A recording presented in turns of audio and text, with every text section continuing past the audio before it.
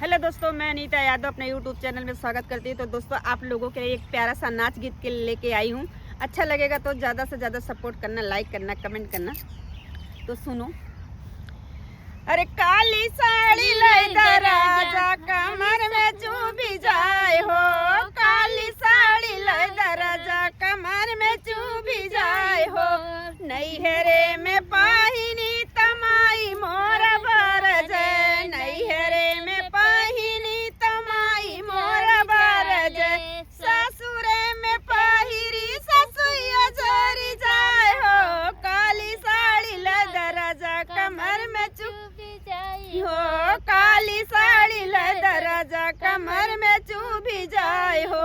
नैहरे में पहिरी त भौजी मोरा बरज, नैहरे में पहिरी त भौजी मोरा बरज, ससुरे में पहिरी ससुया झरी जाए हो। काली साड़ी लैदा राजा कमर में चुभी जाए हो, काली साड़ी लैदा राजा कमर में चुभी जाए हो।